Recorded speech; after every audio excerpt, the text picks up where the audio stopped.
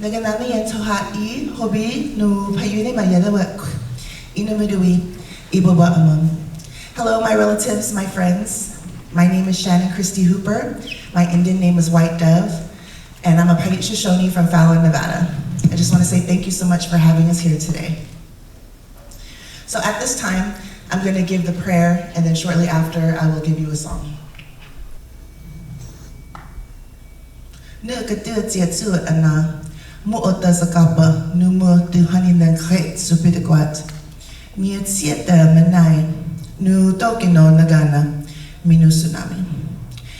you, Creator. Thank you for today and each and every day. I pray that you bless everybody in this room and to have a good day and to have a good week, for safe travels near and far.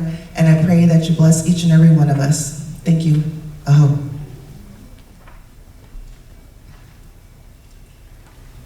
So at this time, with this song that I'm going to share, my great-grandfather wrote this song, and it originally started out as a hand game song. And once he passed, he asked his brother to carry this song. And in doing so, the song was carried, and later on, it was then converted to the Shoshone flag song. The song has many purposes in a sense, and is used in different forms. But today, I thought this was a good time to celebrate and to just rejoice that we're here together and to have a wonderful time while we're here in Italy. So, I hope you enjoy it.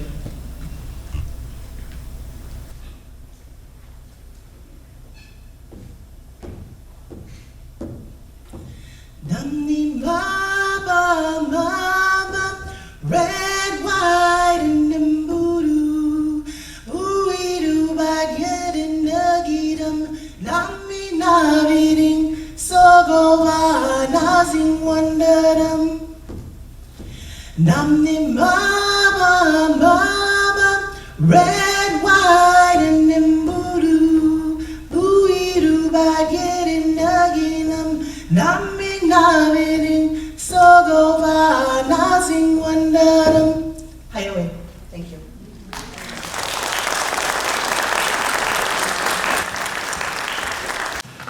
Thank you so much. That was Shannon Hooker. She's one of our MFA students.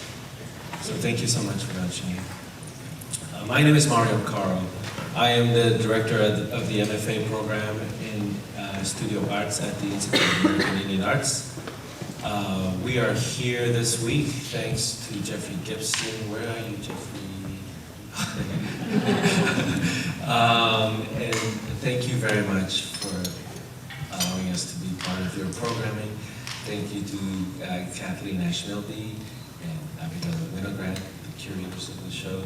I also want to thank Emiliano Guardini. Thank you so much for hosting us through Foscari. Francisca, was she here? So she's also been part of our hosting committee. So many thanks. I also want to thank Felipe Colon, who is our provost. It's thanks to him that we were able to financially support this. And in the United States, funding has to be raised from many different sources for the arts. It's not as easy in other places where, often you can get a grant from the government to do this kind of work. So thank you, Felipe, for making this possible for us. It relieved us of a lot of stress and time. So what we're proposing to do with this series, so this is one of two sessions on developing keywords in Indigenous arts. This is something that, already has been a thing that folks have been using a variety of different Indigenous terms to talk about contemporary Indigenous arts. But we're trying to do this in a very explicit way, a very pointed way, so that we are not just gathering a glossary, but really trying to theorize and think about application for the terminology, how appropriate to appropriately contextualize these terms. So we have 7 speakers today. Most of them are faculty from our program, plus a guest speaker, Kanako Uzawa, who is Ainu, is joining us as well. So, and then on Friday we have, well actually we have 8 speakers on Friday, and that's going to be at, Emiliano, can you tell me what the name of the venue is on Friday? Cadolfin. Cadolfin. So I hope those of you who are interested can follow us there. It's at the same time. It'll be 10 a.m. Cadolfin on Friday. I also want to acknowledge Don Double Blaze. Can you stand up for a second?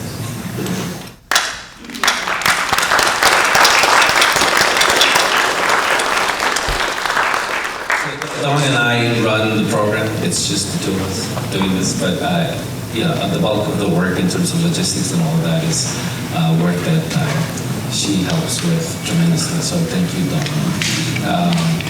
All right, so we're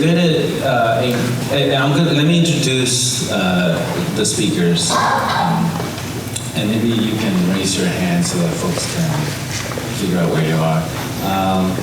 First, it's Andrea Carlson.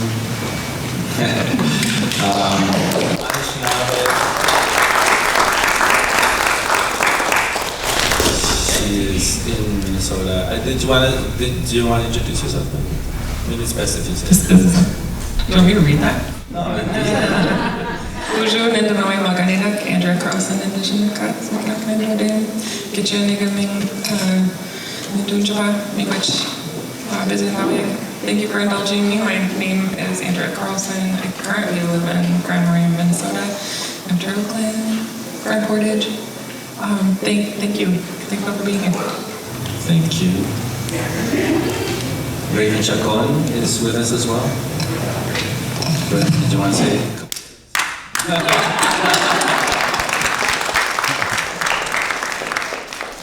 Yate, Raven Chacon initiate, Toro Ching initiate, Nakaidanish Bashas Chin, Kiani Dash Che, Nakaidane Dashanale.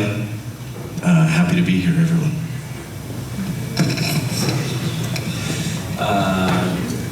Dr. Tanya Lukin Linklater.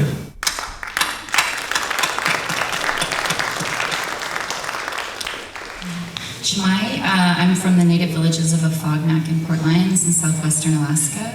I'm based in the Bising Anishinaabeg territory, north of Toronto.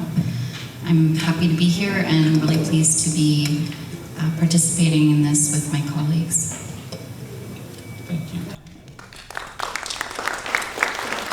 Dakota Mace.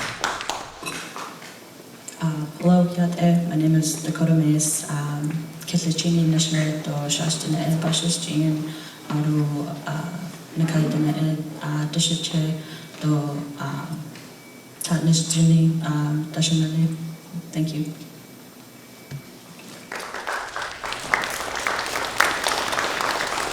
Isabella Robbins. Yate Shay Isabella Robbins Inisha, Dorgana Something Initially, Hashkana Zay Bashashin, Dorgana Something Dashache, Makadna Dashanale. Nana Ahasana Dan Nasha, Akabe with the Sun initially. Hi everyone, I'm Isabella Robbins. I'm an art historian and I teach art history in the program. And I'm Navajo from Cameron, Arizona. Happy to be here.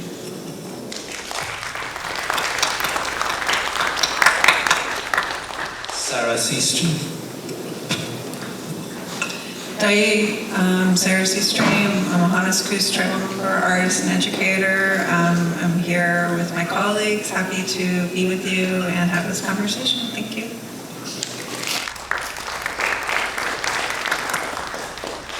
And finally, Dr. Kanako Uzawa. Iram Karapte, that's the greeting in Ainu language, means let me touch your heart. And we take a journey to Japan when I present. And I'm actually living in Norway, and I have a family there, but I work globally in different places, including Japan, the United States, and Norway. I'm happy, very honored to be here. I look forward to our sharing later on. Thank you.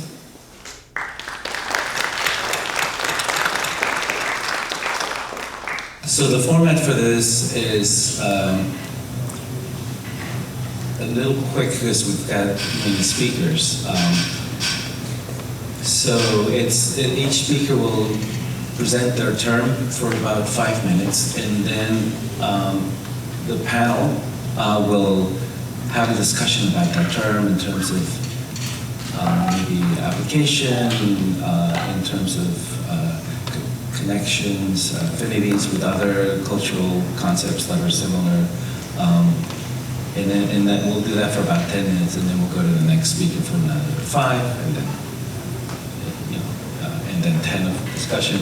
And the discussion is amongst the presenters group. So we're going to start with Andrea.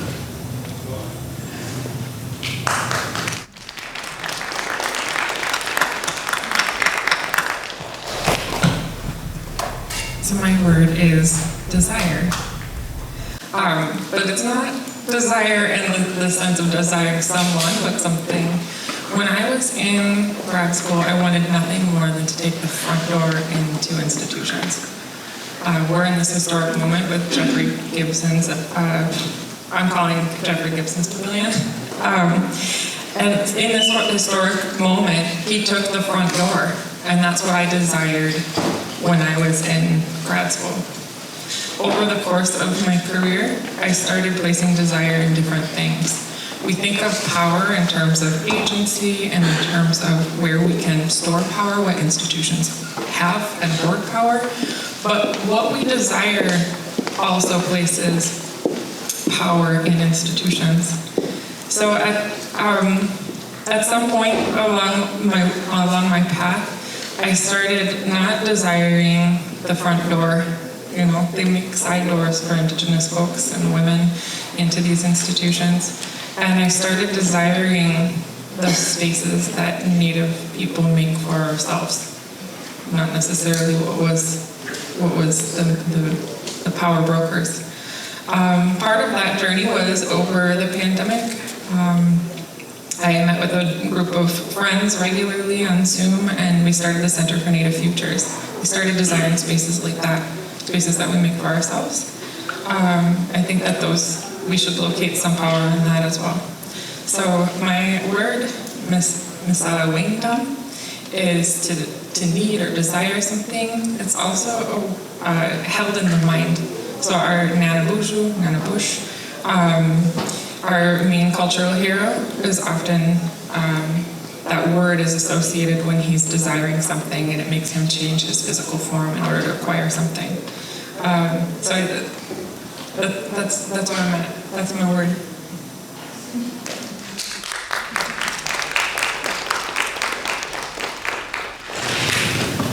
So yeah, I know that desire figures big in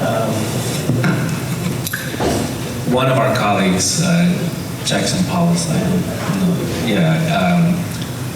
has done quite a amount of work on desire to some extent. But yeah, I think it might be interesting for us to sort of riff off of this if there are other folks that want to touch on how desire might involve either their practice or their analysis of contemporary art. And this is all impromptu stuff. We haven't scripted any of this, so you're getting live reactions and responses.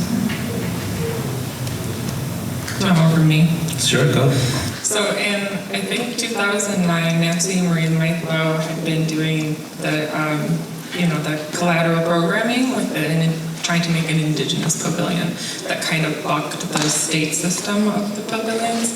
And so in 2009, Tom Jones and I presented as collateral programming for the Venice Biennale. Then I had learned sometime over the pandemic, there was a conference, and Nancy Marie Maithlow presented on Marie Hupfield's work when she had brought them to Venice, and they had commissioned a golden lion medallion.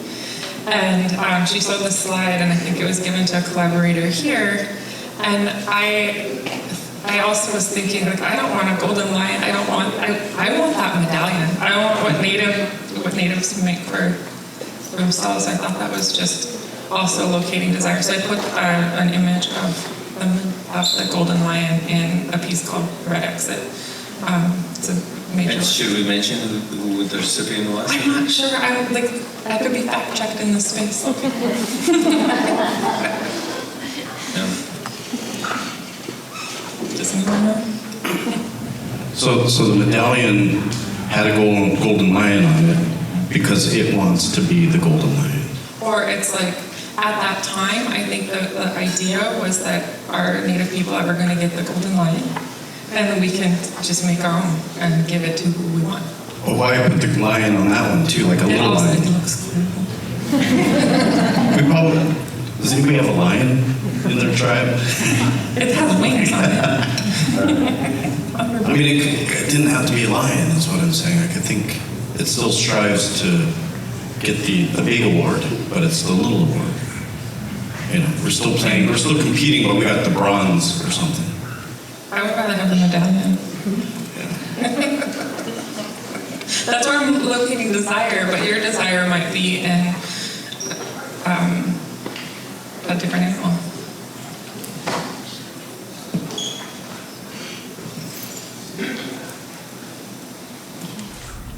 Tanya has something to say about desire. I'm wondering if you wanted to share anything more about Nanabojo. I mean, when it comes to things like desire, I think that when he wanted something, when he usually was trying to like have sex or procure food easily, but whatever he was perceiving and desiring, he would change his body often in order to acquire whatever he wanted or needed. But often his desire was misplaced, and in that way, then you know, we see things not working out for him when he was desiring the wrong things or he was after the wrong things. Then the desire was he was putting power where he shouldn't be, and then we're learning from that. So. It's an interesting idea, misplaced desire, because one could imagine that like all desire is misplaced, like in terms of it driving. I'm curious if you can say more if there's a difference between need and desire, because I think there's something maybe more liberatory about desire than need. That makes sense. Yeah, that definition up there came from the online Ojibwe dictionary, but I think need and desire are definitely, you know, different things. But it's also, when you break down the word, it is to hold this thing that you're after in your mind. So it's just, it's what you want, need, desire, you know, is necessary. The thing you're after is being held in your imagination. But that's a good question.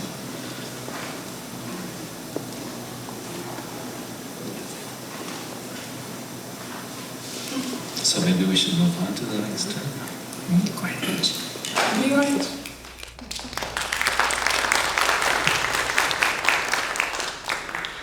Raven. I had come upon this word about 10 years ago, anahote, and if anybody, I think I'm pronouncing it correctly, but from what I understand, I wrote my own definition of it from talking to different people who know this word, and it could be seen as a problem, an issue, or a puzzle caused by a disruptor. And I think we shouldn't assume that that disruptor is necessarily human either. The universe showing its character, perhaps in inverse yet complementary ways to Hojo, which is beauty or balance, or the word I try never to use is harmony, because I work in music too, and it just ends up corny whenever I say it. But then that means to speak about some kind of dissonance, and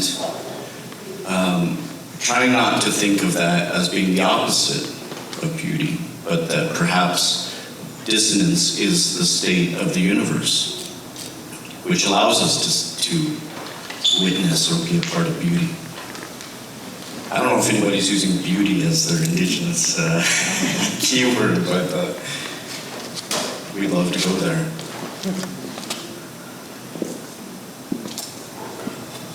Yeah, I think this is a really great way of kind of exploring the complexity, especially of the language of Dene. And I think something, because I think I had a conversation with my mother about this word, kind of thinking about nahote, like what is it? So many of our words have such complexity in terms of the history and the way that we present it.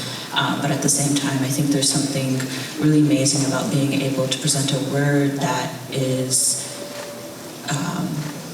in a way, challenging people's assumption of Dene people, because I think Hajon has always been used as this idea of like, we are in harmony, we're always in balance, but it's not the case. Like our belief systems are different, they're changing, they're evolving. So I think this is a really great word to be able to kind of explore even further about the power of our language and the way that these words can really define a moment, emotion, and being.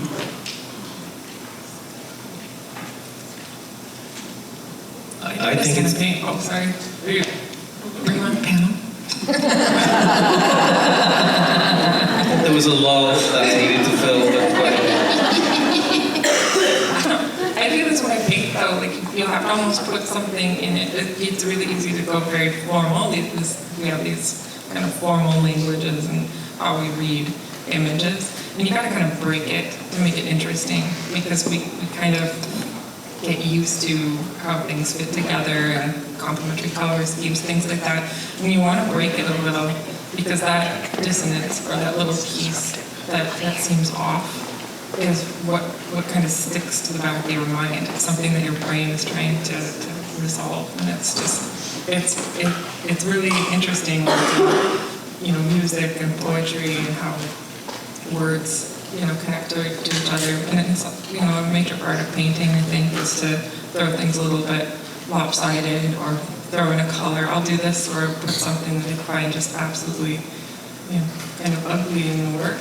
And then I will, inform it with other stuff around it. And I think that the puzzle, the problem, that thing, is what kind of makes you stick around for the work. It's something that your brain wants to resolve, but then you don't have to intellectually, kind of unpack it. Like it can exist there, and then you might fall in love with that bit. I'm so glad you brought up the painting, because it triggers me too as a painter, and for those of you in the room. Sometimes when you've got a piece that you've gotten really attached to and your favorite part in the piece, but it's not done and you can't get it to jump, you have to kill something precious. You have to paint out the part that's perfect because you're concerned with that. And so it kind of opens up this conversation that you need it to move. The other thing I was curious about as you were unpacking the cultural understanding is about entropy, the way things come apart, right? So there's this cycle where life emerges, and it has to go through the whole cycle for the next life to come from it, right? Or how a forest fire works, that you need a certain amount of heat for certain seeds to be released, right? And to clean things out and to let things go. And also why we have to keep passing things down and keep things going from one to the next, because you have a time in your life where you're supposed to do a certain thing, but then somebody else has to do that thing, right? Does that at all fit with these ideas? Is that too far out? No, absolutely. I mean, I don't know if it's too far out either. I hope it's unknowable, right? I hope we don't know what it is, but never know. And I think that's part of the point too, is not knowing maybe what you're making, not knowing why we're not on stage. We're sitting here. I don't even know why I'm the only one looking this way and the only one looking this way. But if that's a disruption, then that's what happened. And we try to conjure that. But yeah, that's of course, that we can't live forever. We break down, we die, and things emerge. But I think part of this is, maybe there's a lot of parts to this too. Maybe it's not going through the front door. You want to go through the side door, because then you can take some food off the table and then sneak back out, because you don't want to be inside the house either.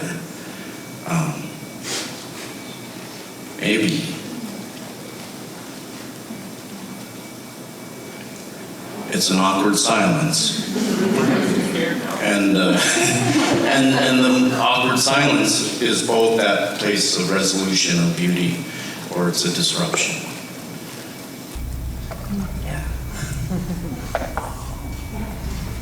Mario, do you Yes. have something to fill the space? No, I mean, I think it's interesting because I think a lot of folks who are involved with contemporary Indigenous art know the term Hojo. This has become almost over-determined term, in terms of, let's talk about, beauty, balance, and all of this, often out of cultural context. So introducing this other term, not necessarily an antonym, but just like a foil to that, I think is very helpful. Should we then go on? Let's get, let's go to time. So in preparation for today, I said to my colleagues, it's all in the way we do or how we do it. It is in the how that we are doing. Many of our colleagues in other fields have been deeply investigating, proposing, and enacting Indigenous structures in their work for decades. This is significant as these structures are often in relation to Indigenous ways of being. Thinkers, writers, activists, and grassroots people have continuously advocated for a return to and recovery of Indigenous ways of knowing and practices as restorative actions for our peoples. This advocacy for a return to practices connected to our thought and affective worlds is rooted in the belief that they will support a continuous repair of our families, peoples, and communities. Our turn towards these forms of time and space are experienced by our peoples through the body and the senses. Anti-colonial Indigenous movements across North America from the 1950s onwards provide the historical, political, and cultural context for the work I undertake as an artist, and I believe that there is something at stake in this work. With an attention to the Indigenous structures that they are enacting, our colleagues in other fields do not center whiteness, white subjectivity, or white structures. The structures that they enact may be architectural, material, or sonic. The sensory attributes of these structures bring forward felt responses in the body, which has the potential to shift our emotional and mental states of being, i.e., we feel these structures. It may be said that white structures are also felt daily in small, slow, bureaucratic, and violent ways. I work with dance artists in museums through rehearsals, performances for camera, and in other situations, and I ask that in this work they seek a state of being.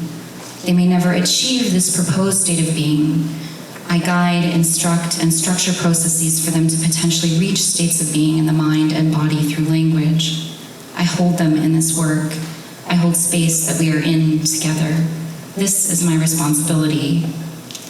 I will not speak to Tla today, which was my original proposed keyword, a word in my Chacon language, the language of my ancestors, my community, and my family, because Tla requires time. Tla requires being with. My brief talk today is partially excerpted from my research on felt structures, weather, embodiment, and materiality. And I'm currently seeking publication for this book-length experimental writing, so if anyone's interested, please let me know.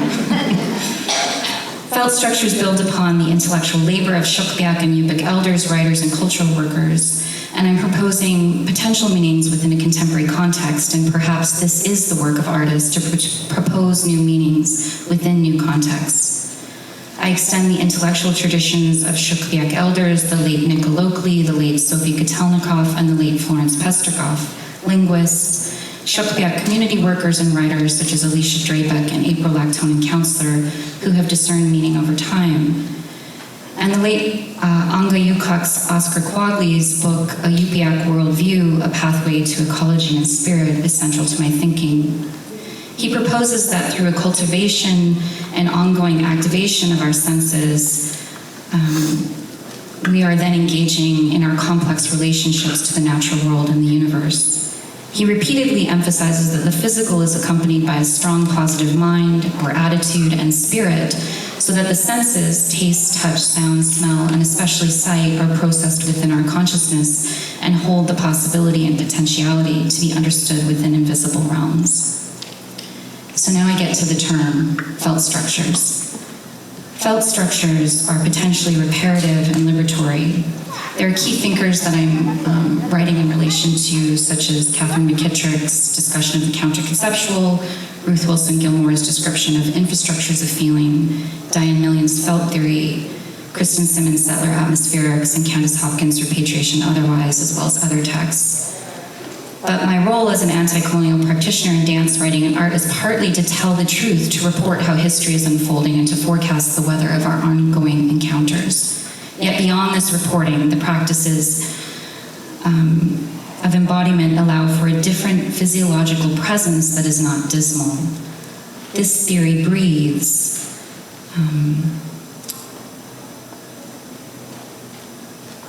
Moves and makes continual adjustments in stillness and sometimes balance. Felt structures are ephemeral, usually unseen, ever-changing. They unfold in iterative and cumulative ways over time. Invisible, they surround our ancestral or cultural belongings. They affect our minds, they affect us physiologically. They're in constant motion, impermanent, shifting, fading, dense in moments and dissipated in others, like cloud cover. Unlike the regularity of storms that move across the continents and follow air currents, the patterns of their arrivals and departures are encoded. We rely on our senses in the processes of perception, discernment, and response to felt structures. They may also be enacted as a set of ethics that guide our actions in the present moment, as a kindness towards our ancestors and to the world at large, embodied knowledge practices that hold a future potential. They are flexible, responsive. Carried with us, we can imbue space with felt structures. We can evoke, invoke, and shift time and space with and through felt structures. So I'll just finish this by saying that my proposal of a felt, intuited, and anti-colonial practice with the analytic of felt structures is carried by the radical and generous love of our ancestors and the tender ways that we cherish future generations and our compassionate responsibility to our non-human relatives. Koyana.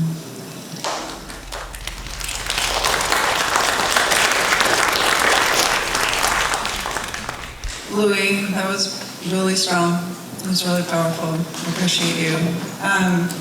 You and I both do work in collections and have been in some of the same ones. So publicly and for the record, historically, I want to thank you for caring for my ancestors and the work that you do, because they're all in the same jail.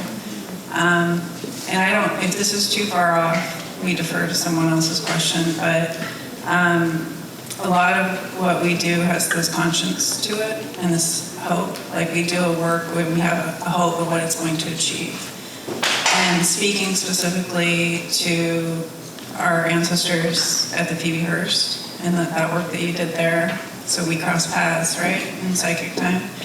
And if you would be comfortable sharing maybe some of that work and what you were hoping to achieve and how you went about that, I think for our student audience, it would be pretty powerful for them to kind of hear you unpack how you physically and spiritually and culturally do this work.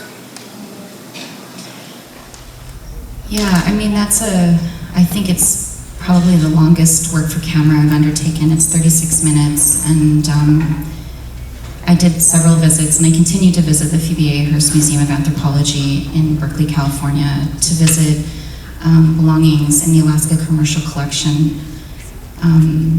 So I visit sewing bags, I visit also belongings that aren't from my community, belongings that are from southern Alaska, such as Anungum baskets and as well as bentwood hunting hats. And this work is deeply difficult and yet I think very important, because there's so much information that is held within these belongings. And partly what I'm speaking about is this discernment that we undertake when we encounter our belongings in these spaces. It's very difficult, and I don't encourage people to do collections visits because it can really take a toll on you, and I think you have to prepare mentally, physically, and otherwise. And I won't share how I do that, but what I will say is that in the video, I am singing to the belongings, but you can't hear my voice. And I do that because that is a form of refusal, that the viewer is not allowed to know everything, nor should they. That this work takes time and it requires a kind of labor and a sort of relational way of being in the world. I mean, I could talk about that work for a long time, but what I'll say is that I also then brought dance artists in relation to that particular collection, and it was quite profound and quite moving because they also shifted the space through movement in really active and dynamic ways. Yeah, thank you. Yeah, I think there's also a beautiful bridge to what Andrea was talking about. You speak of refusal, and it's refusal of the desire of the onlooker or the colonizer who's also desired our stuff and our land and our identity, and uses all of that to spin a fake narrative to society, right? And so this concept of refusal is another key pivot that we can use to unpack, and then it goes back to what Raven was saying. We're talking about desire on two sides, right?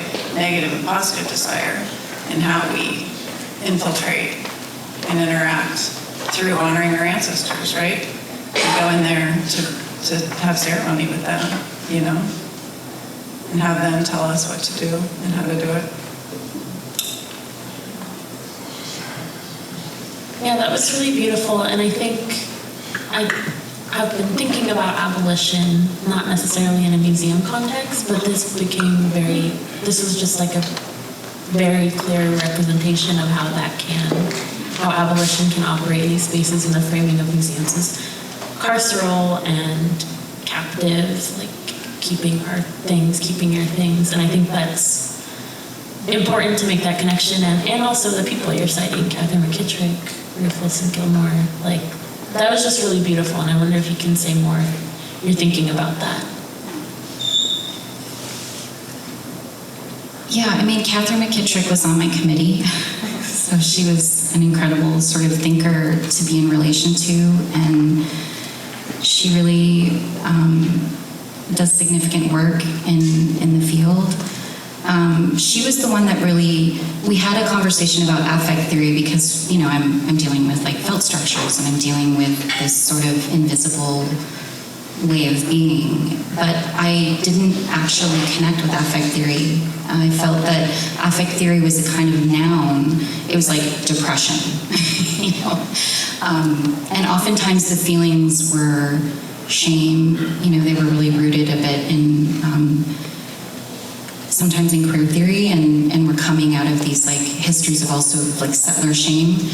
And so affect theory didn't really feel like the right fit for my work, because what I'm proposing is coming similarly out of Indigenous languages and Indigenous thought and affective worlds. And so she said to me that Sylvia Wynter, who is a very large influence in her own thinking and writing and a mentor, was a dance artist, and that Ruth Wilson Gilmore is a theater practitioner, and so she really identified this idea of embodiment and movement and like this way in which these feelings are in motion, and that kind of breath and that sort of life affirming approach is really hopeful, and that actually, you know, we're also working within this context in which many theorists, and rightly so, are kind of speaking to grief and to a kind of, that converge on a kind of dismal existence. And we are not only in that place, that there is this way in which our work and our thinking also has a way of giving life. So I don't know if I'm actually answering your question, because they were really broad conversations and they were deeply impactful. But Catherine is incredibly adept at reading the work and then helping me to sort of discern. And she's the one that pointed me towards a particular passage of Ruth Wilson Gilmore's Infrastructures of Feeling, on Infrastructures of Feeling, where she speaks about that. She provides a kind of analysis of Raymond Williams' Structures of Feeling, and she speaks about, sorry, I'm really going deep here. I hope that's okay. I'm really in it. She's really speaking about how there are ways in which we choose our ancestors, and we choose to continuously move towards freedom. That there's this continual way in which we make those choices in terms of who we're reading, who we're citing, who we're thinking about, not only as intellectuals, but also as activists and also as community people, right? We're constantly choosing our ancestors and choosing the ways in which that we think about the world. And so for me, felt structures is partially this agency and this autonomy of choosing my ancestors.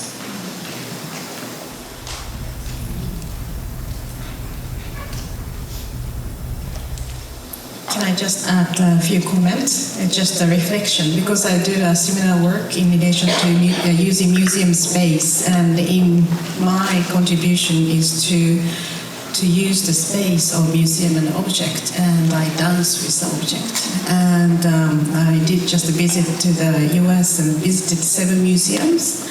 And the Brooklyn Museum has 960 objects of in a collection, or we should call living object. And I resonate what you're saying about this. And when you look at the object, it's like a space where desire of being, wanting to be there, not wanting to be there, kind of emerge, So I appreciate your thought. Thank you.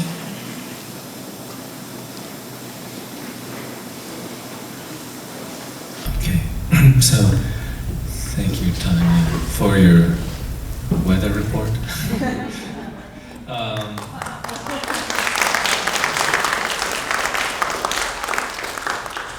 Let's move on to Dakota.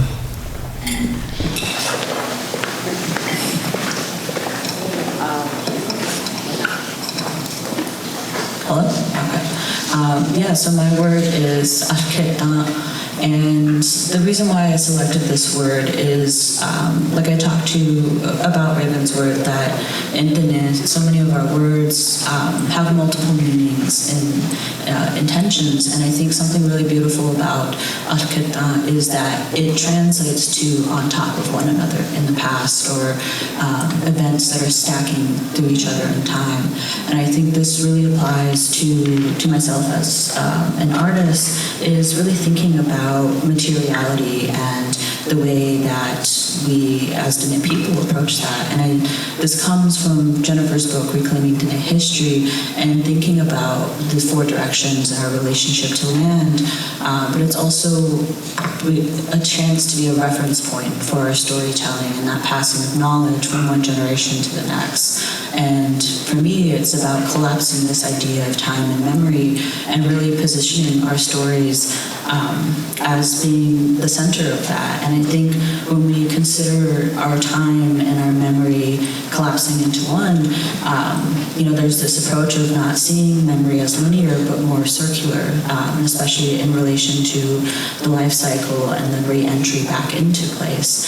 And it's also a term that, for considering materiality, how art is seen within our everyday practice. And I think it's such a powerful word, but it's also something that can speak to our relationship to land and the way that we are grounded with land, and especially the way, for many Dene people, our work is an abstraction of that land.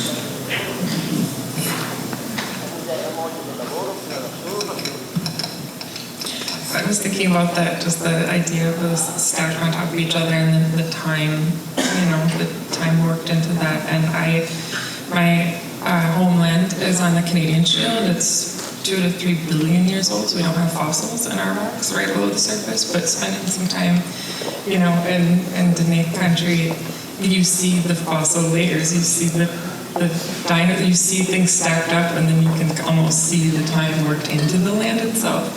So I think that concept makes so much sense for that landscape.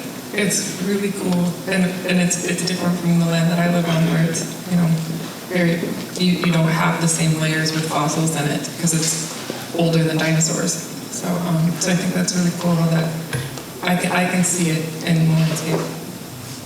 Yeah. I've been thinking about this verticality more recently, especially after some recent trips and collaborating with Sami people, and was talking with Yoiker attorney, artist Andy Sambi. We had this conversation about vertical neighbors and what that means in terms of obviously birds, worms, but also a lot of us talk about emerging through different worlds from below into this current world, and even eventually going up to the sky maybe. I mean, this is like all over the world, right? People say you die or you get buried in the ground. But these vertical relations are also temporal, and so this idea of stacking time is really beautiful. It breaks away from the linear, horizontal ideas that we have. And the horizontal part I've been having a huge problem with, because we do land acknowledgements, we say this is so-and-so's land, but we also try to, be anti-border. So we always contradict ourselves when we say that. This is so-and-so's land. Maybe there was a river and you weren't supposed to cross that or whatever. But, it's still a border. And so these vertical relationships are something that we forget about. And it might solve some of these issues that I have with that. Maybe it adds more complexity to that too, in that acknowledgement, because it recognizes time. And that time is going to encompass this other axis that we should be acknowledging. And especially if it's not linear either, it's like folding in on itself, as Dakota says, then we have to understand what that might mean. This isn't really a fully formed thought, but I think for both of your words, I'm thinking about like the language and the sounds, and kind of how difficult some of these words are to say, especially if it's not like, when you hear someone who's not Navajo try to say Navajo words, and it's like kind of funny. I've seen Afkidan spelled with the 2 nasals on the bottom of the last 2 A's, and it's like, if you're not, I guess what I'm trying to say is like, if it's not your language, it's hard to say. And I also think in general, the language is guttural, right? And there's something about that being like very intentional, like feeling it in your body, feeling it in your throat, and it kind of relates to this term that you're thinking about of, feeling it in your body and hearing the sound too. I think are 2 things happening stacked upon each other that I think is beautiful and special. I'm Navajo also, obviously, and so I'm always like, sometimes I wish like Navajo was a more like poetic, romantic sounding language. It's like the freaking Hawaiians have, like all these like beautiful songs, but I think, we have our chants and things like that, but it's different, and I think it's, for me, I'm starting to appreciate that as like something I can feel in my body, and I know to a certain extent feels natural.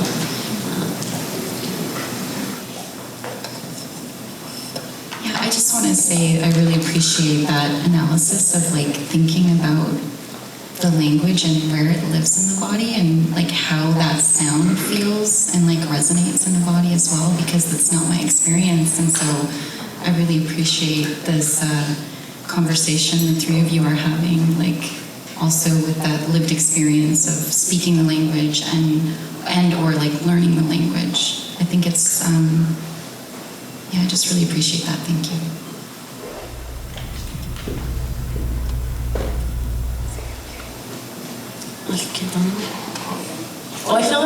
hot too. Like I can feel my tongue making the noise. Yeah, I think that's a really great thing that both Isabella and Tanya brought up is, especially within my own work, talking about this idea of legacy. And for Dene people, and especially within my family, our legacy is not physical objects, but it's the stories we share. And I will say our language is beautiful. When you hear it, there's this almost lull that exists when you speak in Dene, and there's something really amazing to kind of see how those stories are preserved in the words themselves, and also the memory of our bodies. They store all of that, they're in there. So I think this is just, like I said, it's such a powerful word, but it also is in relation to many things that I think a lot of Indigenous people struggle to put into Western terms. And I think it's, we're allowing the language to do the work, to be there, and it's always going to be there.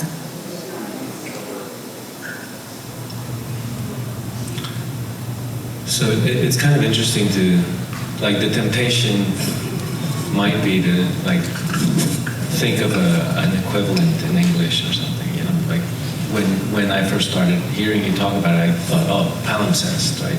That's a term that a lot of folks use to theorize history and stuff like that, but it's not that at all, right?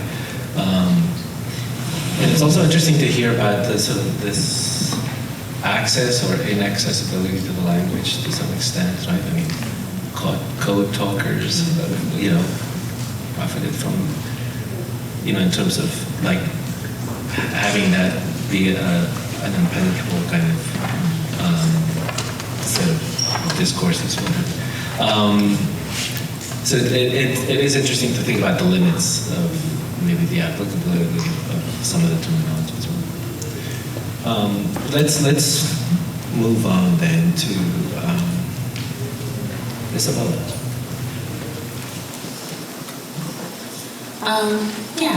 Speaking of less romantic things, I chose, an English word. Thinking about kincentricity. I'm an art historian. I think I use it as a method. But it's this idea that comes from Dennis Martinez, who's Odom, Chicano, and white, and kind of expanded upon in art historical context by Heather Otton. And she describes it as a lens that informs contemporary Indigenous art and connects it to the continuum of cultural creation. Kincentricity requires that one has to center the role of the artist's whole identity, understanding her relationship to the land, the community broadly, and the responsibilities carried by the family. For me, it helps me to think about the artist in the context in which they're living. I recently was on a research trip to New Orleans, writing about an artist, a Black masker in New Orleans, and it was just so critical, I realized, to go to that space and see where he lives and sort of the nuances that you don't see in pictures. And you don't feel like it was important to me to feel the ridiculously hot, humid air, because that's, where he's making his work, and I'm sure that has some kind of effect on the materials he uses, how he preserves it. And also this person's, a Mardi Gras beater, their chief in their community, and to just know that he has certain responsibilities beyond his artwork, beyond the work that goes into the gallery, beyond the work that we see on Instagram. There's all these other structures that influence that. But also, as a research method, it invites us to view artists and their work within the context of their lands, communities, and families, but also the broader histories of culture. I think those nuances are really important to know how people live their lives with other people. The space of New Orleans, again, coming back to this artist, is really interesting because it's such a multicultural space. It's such a contested space. One thing I learned while being in New Orleans is that like bayou is a Choctaw word actually, which I just assumed it was French. And so to kind of do these deeper dives into these more, specific things. Like he's not just from New Orleans, he's from, the Bayou, which is a Choctaw word. Like to me, that's a really beautiful thing. And I think concentricity just invites us all to dig a little deeper. I also look at the work of my sister, who's working a lot with these like pan-Indian stereotypical aesthetics, right? And so I think we do something where we kind of write off those things, those objects. So for example, she has a work where she's using these playing cards from Fire Rock Casino, which is a casino in the Navajo Nation. And they have these kind of, initially, like, you look at them and they're these like, oh, that's just like stereotypical, like, like Indian people on these cards. But I, spent time with the work, as art historians do, and I started to realize that these cards are actually like representations, I don't know if they're good or bad, but representations of different tribes in the Great Basin area. And all the like women on these cards, these playing cards, had very specific regalia. And it was just interesting because it wasn't what I thought it was. It wasn't just this unspecific, broad interpretation or representation like an Indian. It was actually very specific. And I think concentricity kind of got me to that point of not only can we look at the artist beyond, we can delve into the artist's, life and the responsibilities to their community, but I think we can also do the same with materials and objects and kind of give them that same agency to do these deep dives and think about these things a little bit more intentionally.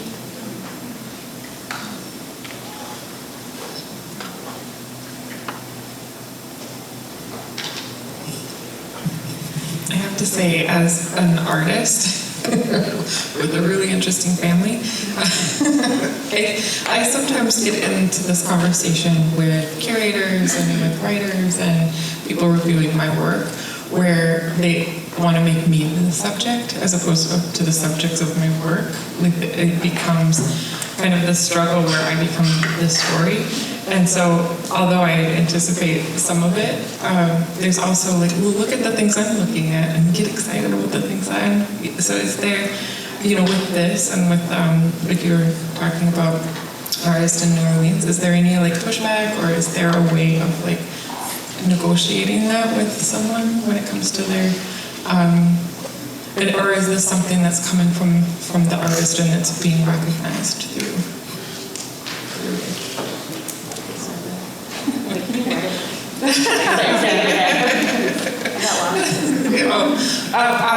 When I read about having the context of, say, an artist's work in their family, if it's coming, I guess, from the artist themselves saying my work is about my family, this is the context that I'm choosing, that would be very different than an artist that might have an exterior, like these are the things that my work is about, that is not necessarily coming from the family. I mean, if you were going to write about an artist's work, and you would have to maybe negotiate that space because it's very, personal, and I don't know if I reworded it. No, that was helpful. Yeah, I mean, I think things don't have to be as invasive as they seem.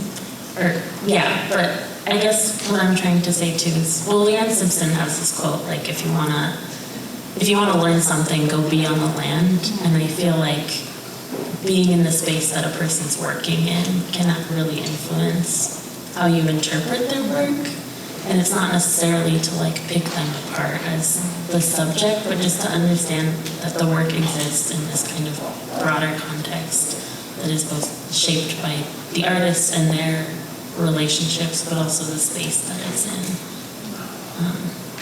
And that's in Landis pedagogy, so that's obviously yeah. You speak a little bit, I got inspired by what you were just saying about how you enter space to learn more, and it's a really respectful move.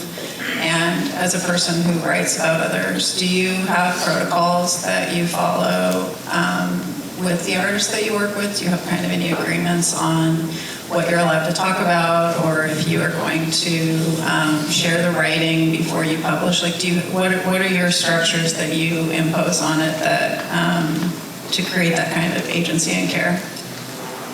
Yeah, I mean, I don't think I want people to be comfortable in their conversations. I think I make it very clear what I'm doing with the work and what's going to happen with it. I always share my work because you should.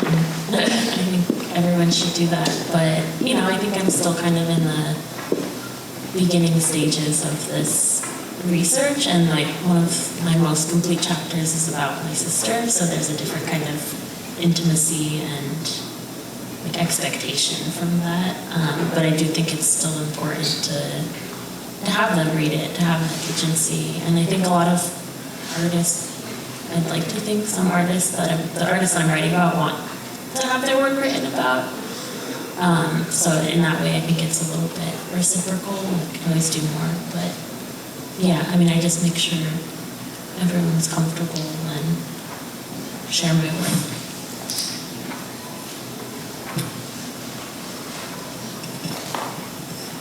Yeah, I really appreciate your description of not only the land, but the weather, like the kind of, I think that's crucial when we're thinking about our relationships to one another and the way in which we generate work. So for example, I was just working with dance artists recently, and one of the dance artists is from Mexico, and was talking about being from an island and my relationship to the ocean, and so she was really struggling to connect with sort of the instructions that I had given, until she connected it to the way in which she interacts with water in the rivers, like the rivers that are near her. And so I think that's just a very small example of how these relationships to land and to weather and to our environment can really shape our imagination and shape the ways in which we later generate movement, for example, as a dance artist. So I think there are parallels to what you're proposing with visual artists as well. It's almost like a site-specific art history, which we talk about site-specific, but the practice of it being site-specific.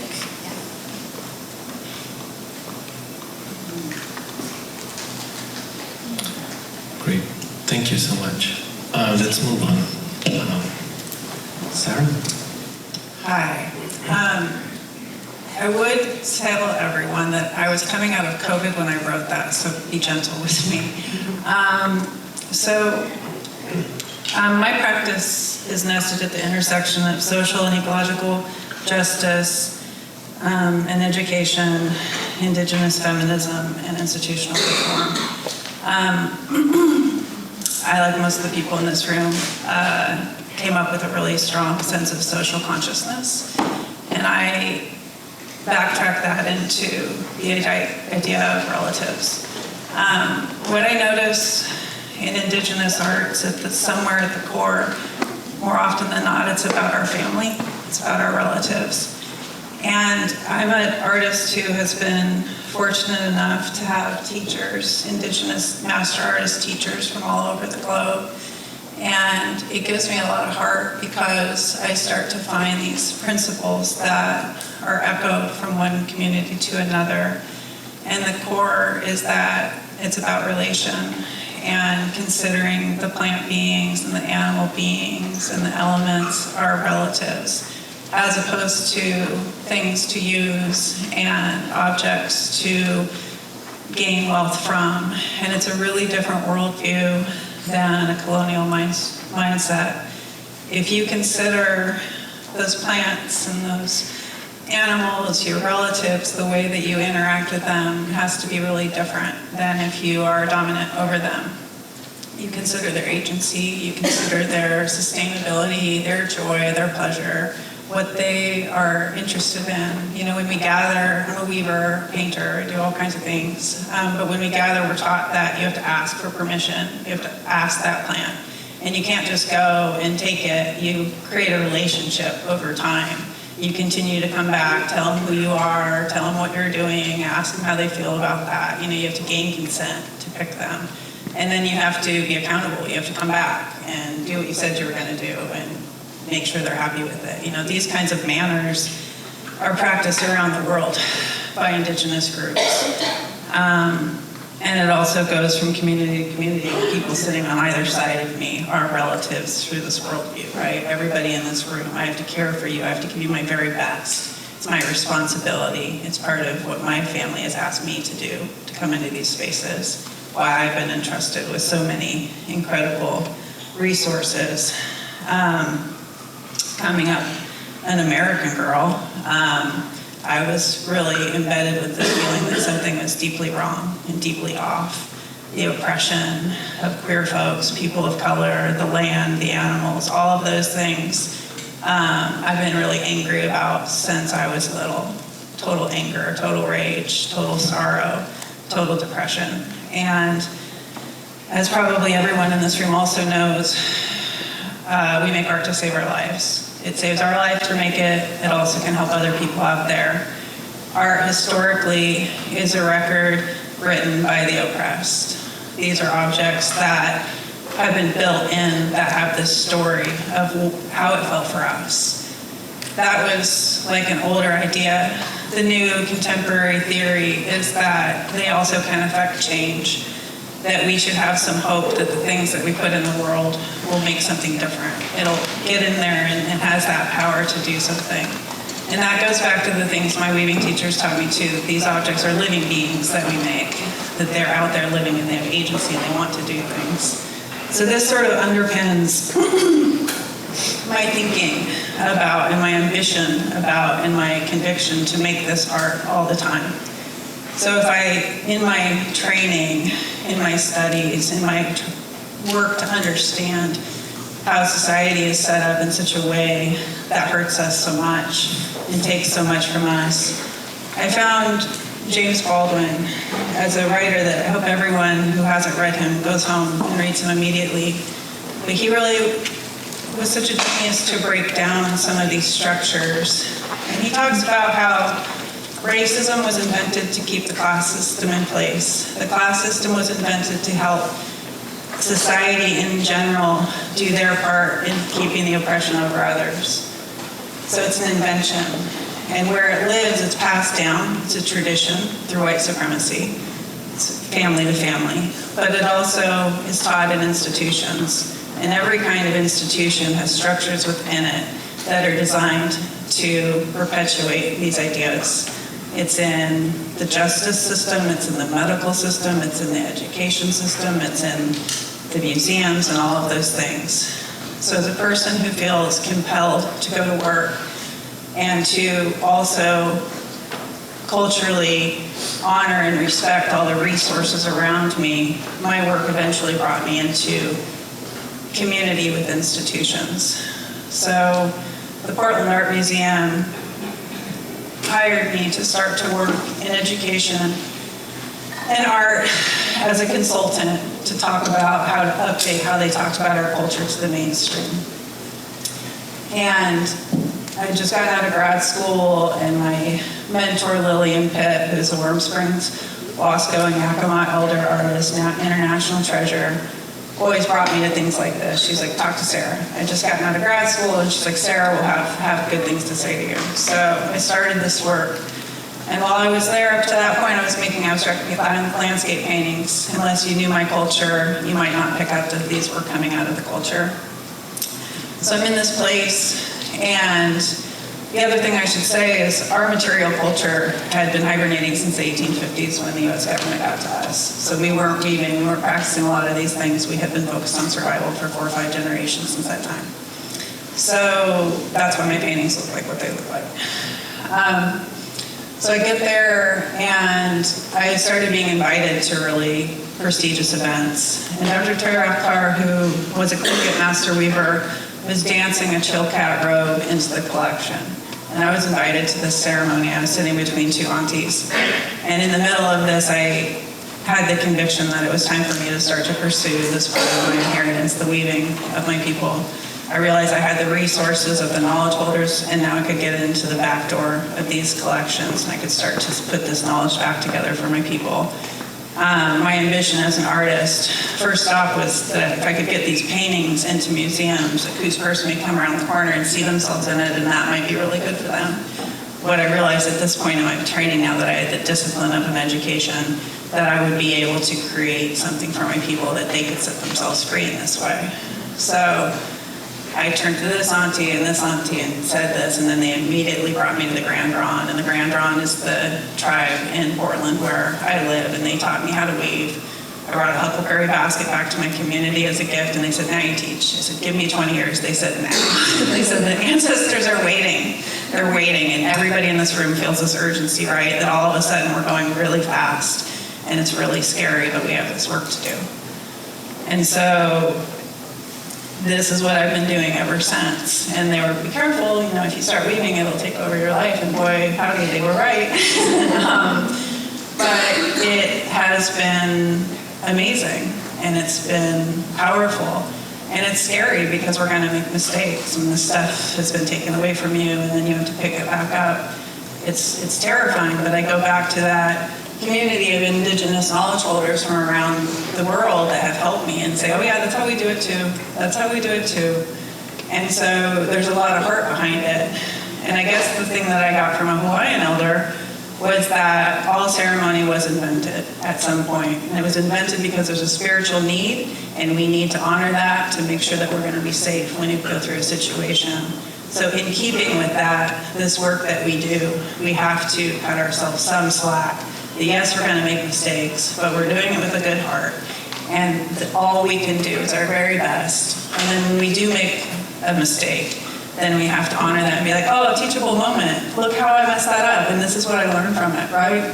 So we have to give ourselves that grace to work through those things in a good way. Let me make sure I hit all my notes before I share the mic. Yeah, all right, I'll put it to my peers to see what I left out.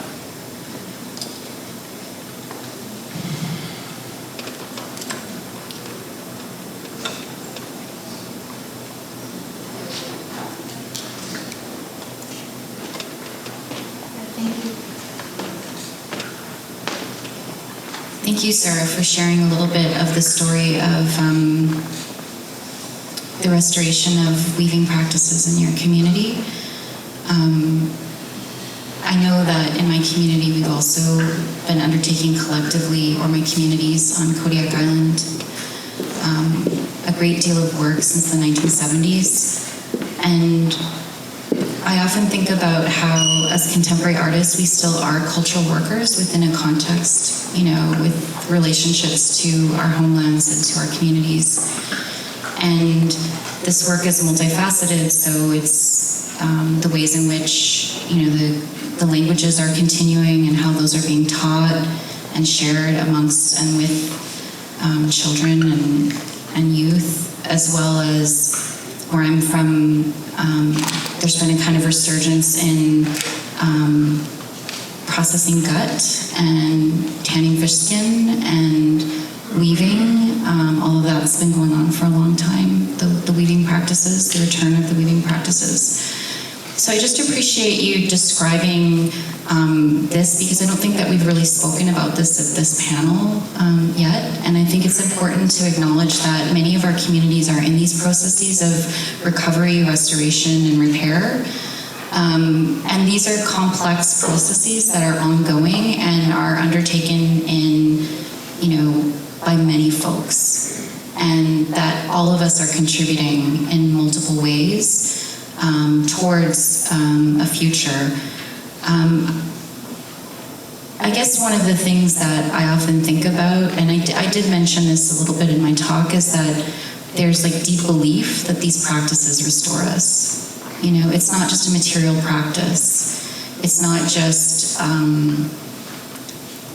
it's about being in relation to the place that we're in and understanding that place and understanding the seasons, understanding the weather, understanding when you can gather. And it's conceptual, it's abstract, but it's also really, really rooted in place. And so I appreciate you bringing that forward, because our communities are collectively undertaking this work in really different ways. You know, I'm often seen on Instagram like high tanning camps, and I always want to go to those camps because they look incredible, and people feel deeply energized by that work of being in relation and being on the land and being within those contexts. So thank you. Yeah, absolutely. I mean, it's a healing to put all the things together, and I'm glad you brought up those other communities, because this is something that we're helping each other do. Community to community, tribes next to each other, and we're reverse engineering everything to get it back in place. And it's only because we're helping each other and giving it, you know, these structures to one another, and opening those doors and institutions and welding them open so that other people, next people, can come in and get through. You know, the micro data is really important, telling them that these are ceremonial objects, telling them, contextualizing them with our knowledge instead of all of these other contexts that were used to structurally keep them away from us and to misunderstand them intentionally. The other thing, thank you, Tanya, because you reminded me of a really important part of the story that I forgot to share, and that's about how these things can protect the land, and it gets into our sovereign rights. So gathering is a sovereign right in the United States. It's protected. We're allowed to do it. We're allowed to practice our cultural lifeways on the land legally. And so by doing this, it's something that you can do that's a political act. So the Coos Bay Estuary, the place called Jordan Cove, where all my grandparents are buried, the center of the Coos tribe, was under ecological threat for 10 to 15 years from an LNG project that was trying to set up camp there. And it was a zombie project. It had so much money, and when they ran out of money, they'd sell it to another one. They just kept going. And that was happening when I was creating our weaving school. And so, again, utilizing everything I had, I was given a lot of public space to put art during that time for those 5-6 years that I was doing that.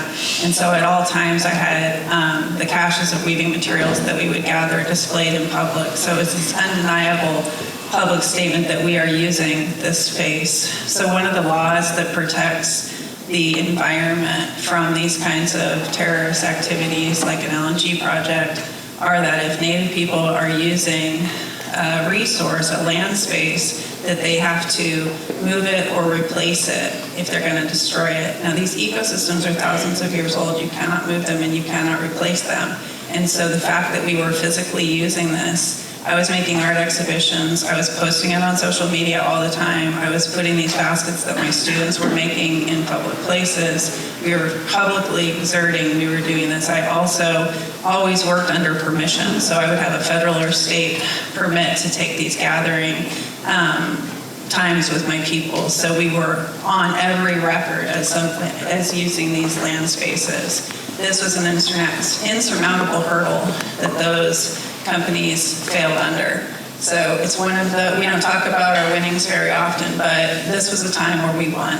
They went away, they died. The zombie was finally killed because they could not overcome this particular hurdle. It wasn't just this, it was all the different cultural groups around that were fighting, and this was one of many that they could not overcome. So it's a real, yeah, it's a good story, right? Like sometimes we win and we do it by weaving, right? This like sweet, gentle thing that we are doing that is so good for us, then also can be this incredible political tank that, you know, I mean, I'm really interested in objects that both uplift the good and punish the bad at the same time. I want to occupy public space with our power and our beauty and our joy. I'm not interested in talking about white people's problems. I'm talking about how we are winning and what we are doing to succeed and how our ancestors put us here to make the world a better place, to leave it better than we found it. That's a cross-cultural belief of goodness, and this weaving practice that I was fortunate enough to get to bring to this conversation has achieved this. You know, it's way more powerful than anything else I could be doing, and it's making a basket, right? The sweet canister that becomes this metaphor of conversation that we can share today in this context. So thanks, Tanya, for reminding me.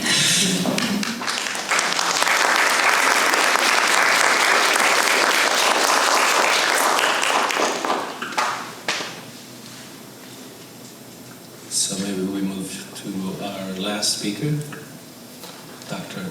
Kanako Uzawa. Yes. Is it okay if I move the space? You can do whatever you'd like.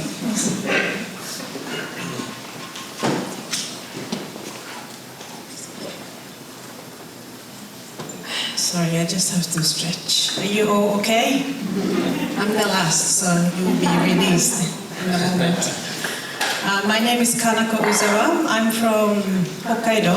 I was born in Hokkaido, and I have an international background. I educated myself in Japan, but also in the United States and Norway, where I live now. I have lived in, I think, 6-7 countries, working, traveling around, and I ended up in Norway, but working also in Japan as an assistant professor. I'm also a performing artist. So what I do now is to explore the Ainu collection stored in other museums in the world, starting with one of the museum in Oslo, University of Oslo. They have 27 objects, and then in the United States they have hundreds of Ainu collections. For those who don't know or are not familiar with indigenous people of Japan, Ainu means human being, and the word I pick is Ainupuri. And we have been recognized recently, 2019, written in the legislation as indigenous people of Japan. But nevertheless, we don't have indigenous rights granted yet. So the word Ainupuri means Ainu way of doing. So elders say, okay, you gotta be doing Ainupuri, Ainu way of doing. When I was younger, I was a part of performance group in Tokyo, and we were all occupied with authenticity and accuracy equal Ainupuri. So how we get close to traditional way of doing, that was so important that I felt that time as a young person couldn't breathe, because I needed to have a space to breathe and space to be creative, space to be inspired, to develop something new, inspirational. So over the years, I started thinking about this Ainupuri, Ainu way of doing. How can I do my Ainupuri, Ainu way of being and doing? And then I start thinking about, maybe it's in English equivalence to indigeneity. I know that many scholars have been written about definition of indigeneity, and this is indeed very difficult terms to discuss and understand, likewise. But here what I'm offering is my interpretation of indigeneity, Ainupuri. And I will show you how I do it with your help, using this space and time and landscape as a part of the global indigenous community. I'm honored to be here today. So I would show you some of the movement. We talked about our,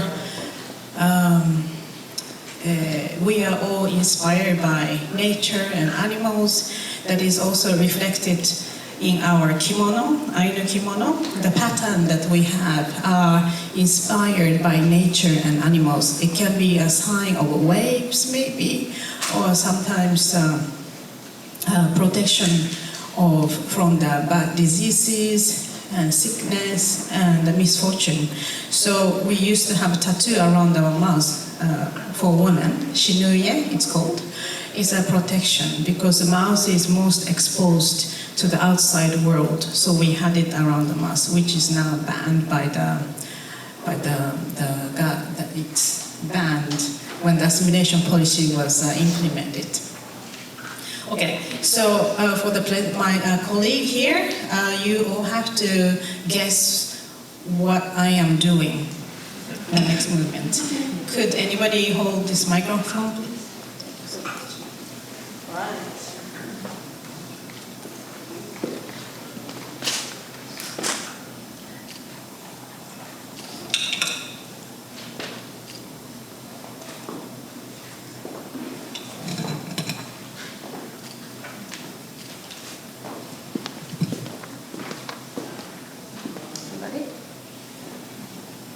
Is it an animal? Yes. Frog? Close. Green. Snake? Not a snake. No. Something jump. Yes! Grasshopper. We do it in a group, in a circle. So Ainu dance is not singular, it's collective performance. So it's not actually for the performance per se, but it is more of joining the moment together, sharing and enjoying, celebrating the moment like we have now. Grasshopper, yes, and the next one.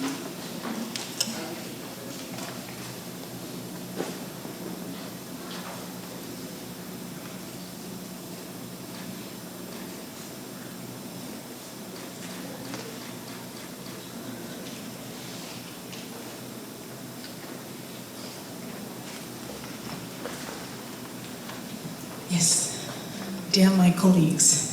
Crane? Is it crane? Is it crane? It's kind of movement. Okay. What am I doing in this movement? Wave? Wave? Yeah, waves. It's something to do with water. Rain? Close.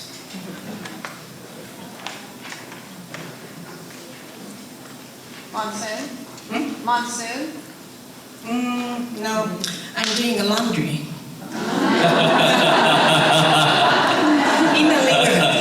In the liver, and it's silk. You know, all days we go to silk was very precious, valuable material that we imported. So I'm washing very carefully in the liver. Yes. Okay. Next is very difficult.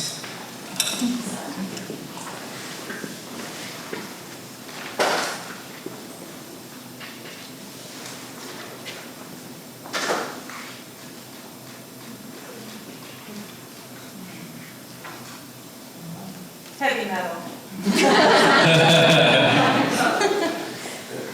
You wish. Sorry, I can't do that. Anything else? This is also movement, inner nature.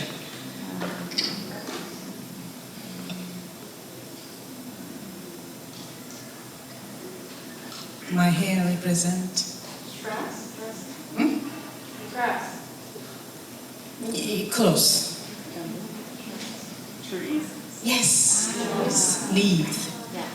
Swinging by the wind. Yes. So, what happened? I'm just picking up some dance movement. It's nobody does that because some people think this is against the traditional form of dancing. But I think it has a very powerful meaning, and that's what I'm saying. And I want you to bring something home so you can remember us together today. So what happened if I put 3 movements into one? So that's my indigeneity, okay?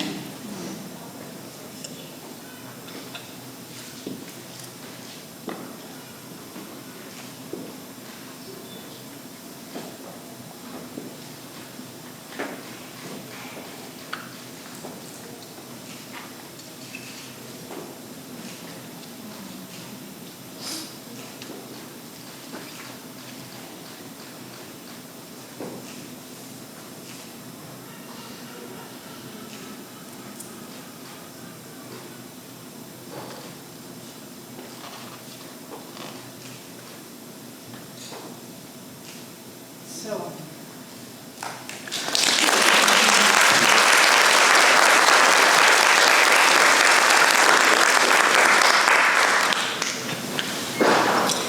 I would love to hear what you thought. I want to just thank you for bringing our terms to the extra linguistic level.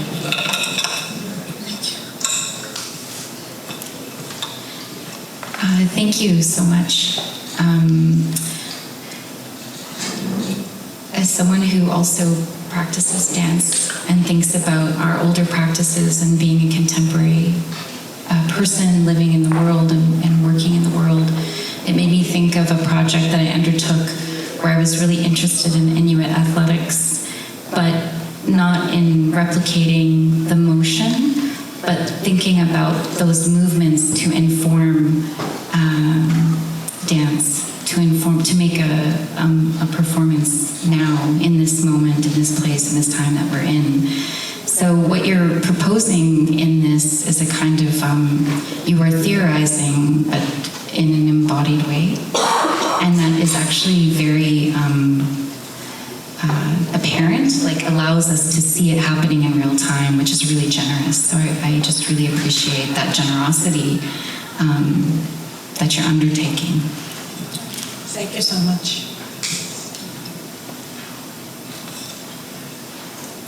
So for me, this is something that we all craft. We're using this space and moment with all of you, not only presenters, but each one of you. I'm receiving the energy from you and want to create something that is very special to me, this encounter with you all, and how we can move forward in the indigenous way of being, indigenous art. And when Mario asked me to come up the term, I came up with this, and it's not as complex as what the other colleagues have presented, but I think it's quite important, and we will all wonder about this term, indigeneity. How can I understand? How can I practice the indigeneity in my own way of doing? So I hope that this is something that you can remember and bring back home.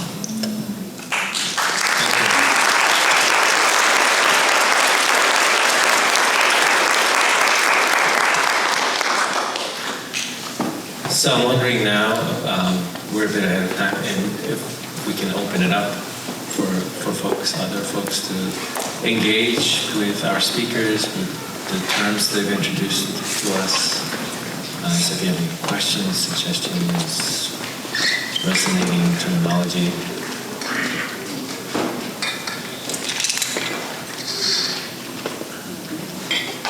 Particularly the pressure would be on our students.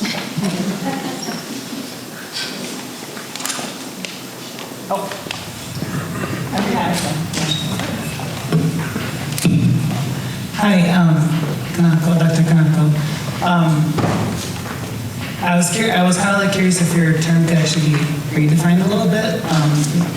When you said it's Ainu Brody, means the Ainu way of being and doing, but you said Ainu also means just being human, right? So could it be redefined as the human way of doing things as well?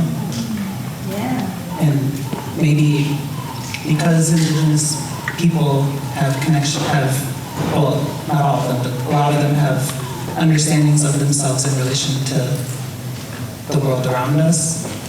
Maybe that's sometimes what separates us from other communities. Is that something, does that resonate? Yeah. Thank you for the wonderful suggestion. That's totally suitable, and it can be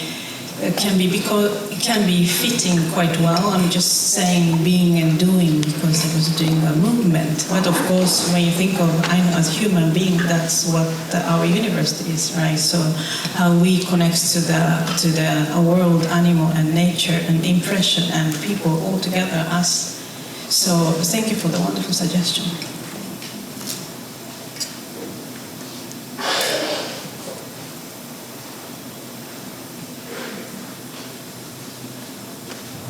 I wonder if I can call on Stephen Jackson. I was interested early on when Andrea brought up desire, right? Your work having to do with desire for indigeneity. I've always wondered about the project being a two-way thing, right? Because you could also consider a desire for whiteness as well as being part of that dynamic, maybe. But anyway, can you say something about desire, please? Yeah, I guess, thank you for that question, Mario.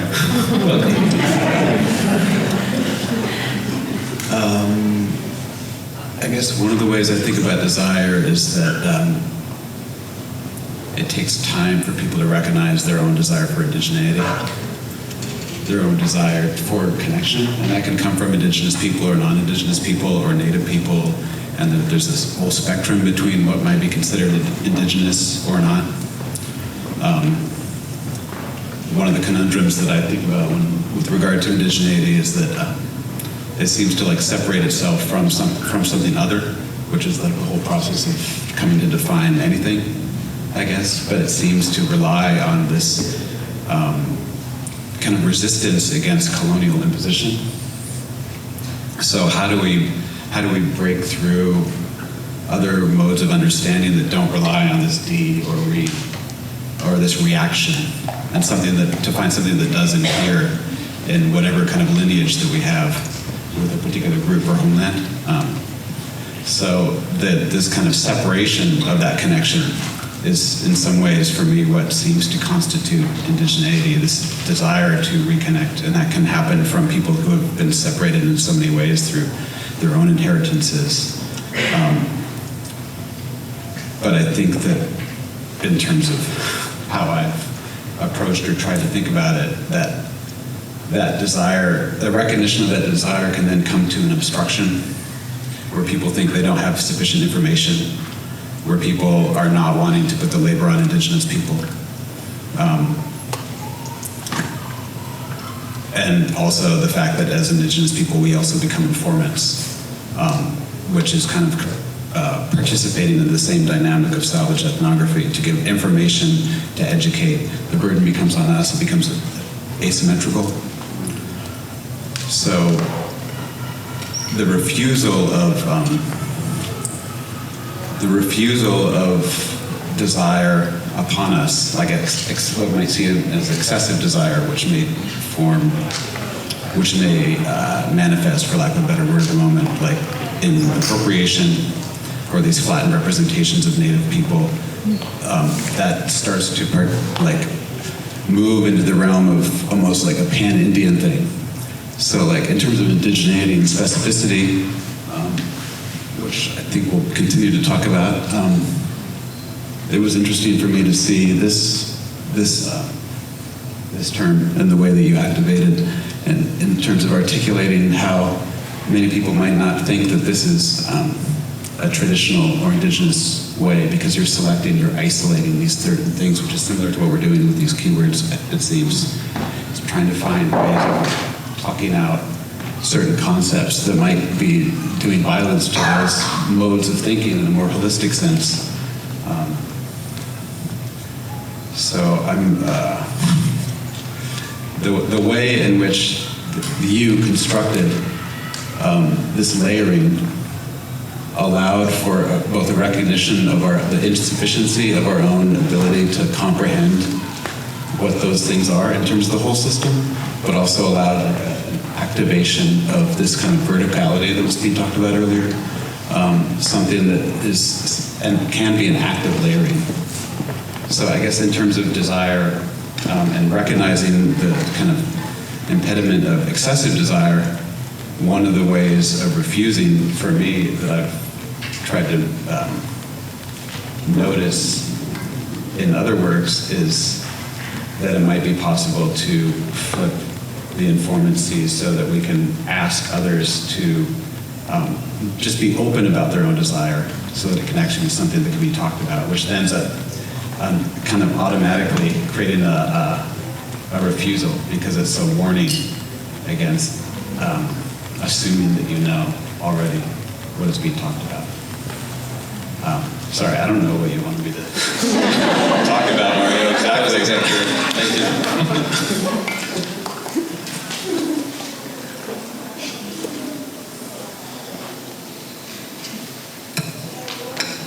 I really enjoyed you talking, Isabella, about, well, you guys all can talk about it, but about place and how it is such a relation to the artist and how it informs the work. I just really enjoyed that part.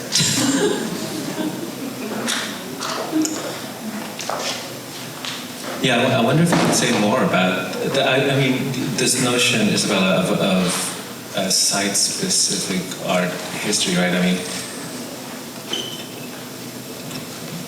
mean, in a traditional way, I mean, our history tends to already, you know, you have research trips, but maybe it's to archives rather than to lived spaces. Or can you say a little bit more about that notion of, you know, site-specific research or engagement with art production and history?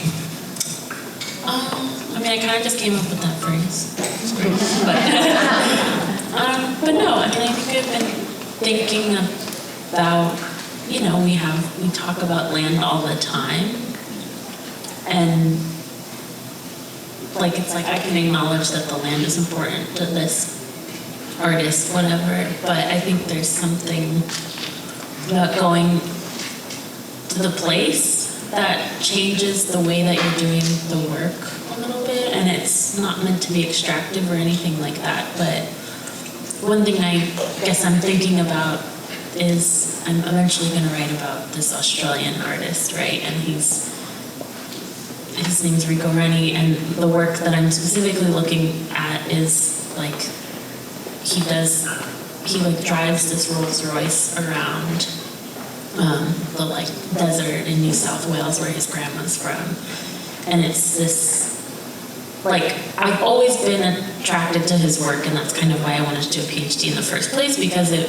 was a familiar landscape to me, because I'm from the desert in Arizona, and so there's kind of something, I don't know, visceral about the work, but I don't really know what I'm saying, but I just think that, like, it's important to be in that space where the work is being created, because the space is so important to the work existing. And I don't know, I mean, yeah, like most art historians are going into archives, or if they're, you know, I don't think it's that much different from like a Renaissance historian coming to Italy to look at the churches and stuff like that. And I feel like maybe I just haven't ever named that specifically. Yeah, I don't know if that makes any sense. But as you're talking, like if you consider land as a collaborator, let's say with the artist, and then also a collaborator with you as a researcher as you go there, right? This is kind of interesting. Yes, the vertical stacking or something about, you know, the stasis of land as a supporting structure for those engagements, both by the artist, by the researcher, by the audience, whatever. Yeah, I mean, the work I'm looking at doesn't exist without the land, the space, like not, it is very dependent on, like you said, the land being a collaborator.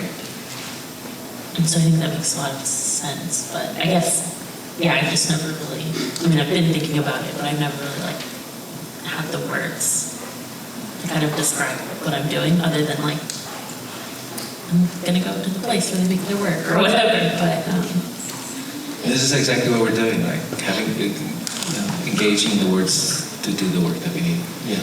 Yeah, I think partly what you're doing is you're using other senses when you go into a different geography. And if we're only looking at work and we're only prioritizing or sort of centering the visual, we're missing so much information. And so much of that information is happening in that place that the person is making. And so by you entering that place, or being in relation or like experiencing that place for the first time, your other senses are activated. And so there's a different way of knowing that happens.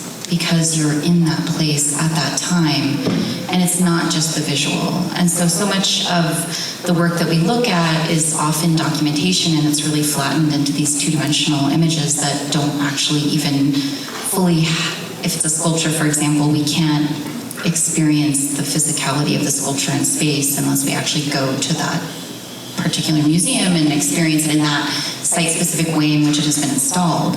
But I would say that to go even further, what you're proposing is that there's a way in which that work was informed by the place in which the person lives, and that that's informed not only through sight, but through all of these other senses. Yeah, exactly. And when you were talking, I was thinking of Maureen Grubin's work. Like, there's such an interesting tension or conversation between the work being documented and that being the work, but also the site-specific nature of it, because she's doing all the work in her homelands, which is inaccessible to a lot of people. But then she's, exhibiting in like New York and Montreal and stuff like that. So I think I've been dealing with that tension and trying to understand documentation versus the site-specific nature of the work versus how we talk about it, how we, art history, it.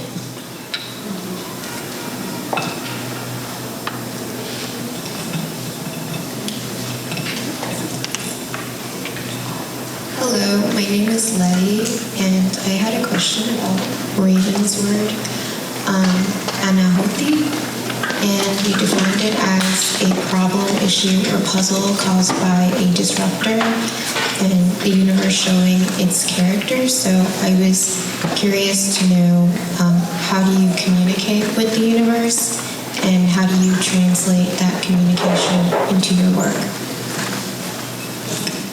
Jeez.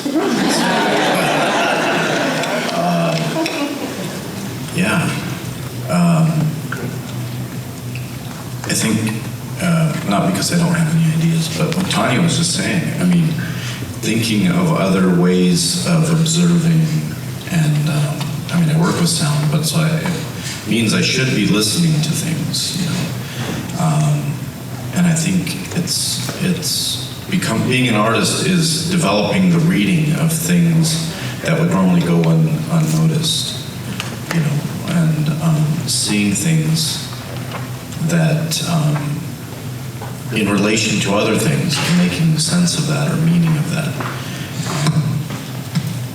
Thinking of fictions even, things that do not exist or should not exist, and trying to turn those into something more concrete or possible. And so, I don't know if there's a good communication going on with the universe on my end. I'm just a human, But that's what we do, right? I think that's why we're artists, is that we strive to do that in other ways than maybe people who are meant to guide us spiritually. Those people have different tactics of communicating with the universe, but I think we're trying to do so in a different way, whether we share it or not. For some reason, we feel like we have to share this stuff with other people, and that's the thing I don't know why we do. Especially at the Santa Fe Indian Market. But we have to make a living.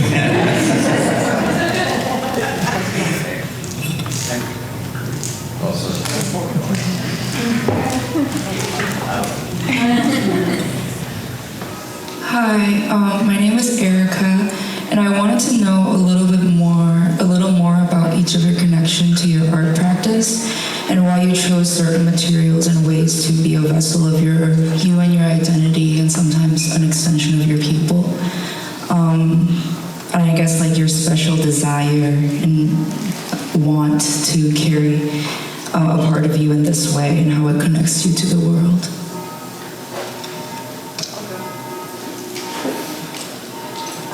As I shared, I'm a painter first, and I make these abstract landscapes.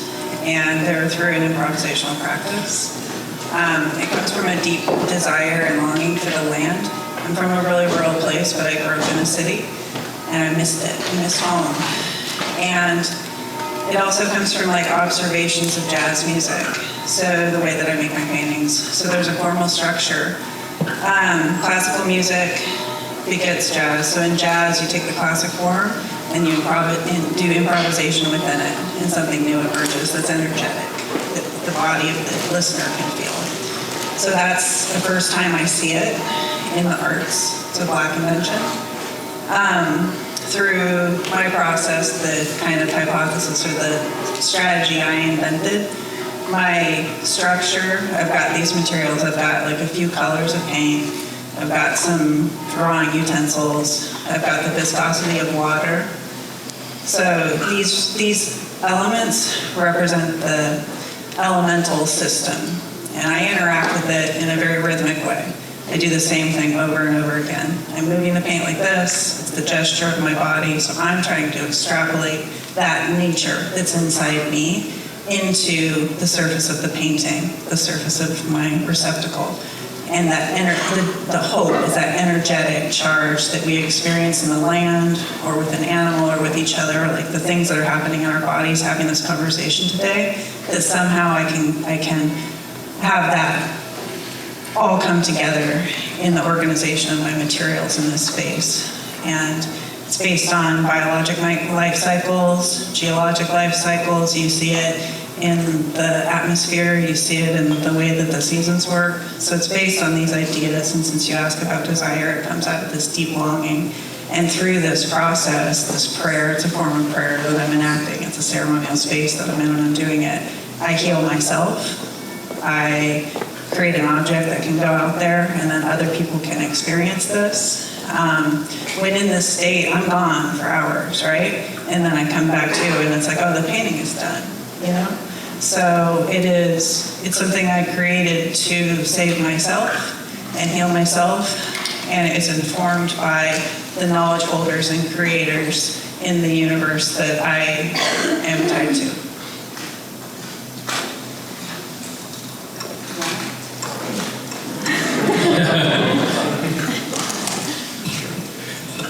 Yeah, I'll be brief. It's why I would do this. You mentioned something about your connection with music. Yeah, I think I wanted to try to find an example of music, art not being self-healing. I really wanted to fight against what Sara said, but Sara's right. I think because for me that's the collaborative part of being a musician, being in a band, being with other musicians. I need other musicians to let my thing be heard, because I compose for them. So I have to be in collaboration with these folks. And I like that. So to me, I think that's a very healing part. That motivates me and inspires me, and keeps me going. Yeah, I can go next. I think I consider myself interdisciplinary, but a lot of my work focuses on photography and textiles in relation with one another. And I thought it was a good point that Mario brought up, which is my work is very much about in collaboration with land. The photographs and the textiles that I create come from the materials that I collect from the land itself. So it's about creating this relationship, and especially kind of thinking about this idea of, what defines abstraction? What is abstraction? How can we, as Indigenous people, how is that already existing within ourselves? And especially thinking about our bodies as archives. So the work that I create just hones in on very specific things. Most recently, the use of cochinu, the importance of red, especially within Indian culture, but for many Indigenous people. So the idea of, especially with my work, where it's like this layering of stories, this layering of processes that eventually make up the pieces that I create. So we all. I don't know. I think of like desire for. Actually, this is something that I remember in Jeff Gibson's Denver Museum show. There's a story in the exhibition where it talks about Jeff kind of coming back to the studio and tearing everything up or feeling like done with the art world, and I've gone through that myself in various parts, especially when it comes to participating in selling artwork. I feel like I've always been in a really weird position there, but recently I've learned that one of the things I can do through making these trippy landscapes is that I am painting this fake space, this space you can't quite enter. It's kind of like how we hold decolonization in our mind. It's like we can maybe visualize it, but can we get there from here? So it works out in my landscapes. But participating in the market, I can sell these fake landscapes, give them what they want there, and then they can use the profit to buy real landscapes and return it back to tribal trust. That'll become like a secret motivation. And pretty recently, within the last few years, something that I've been able to realize or manifest. So that's become a different, like I'm locating desire differently, and I'm motivating myself differently through the work.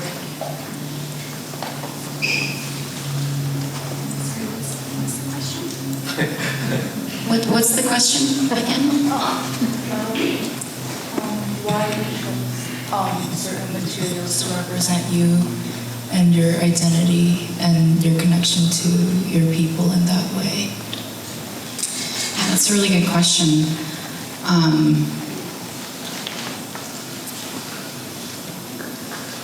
I mean, I undertake different kinds of work, so I make sculptures or installations, and I write and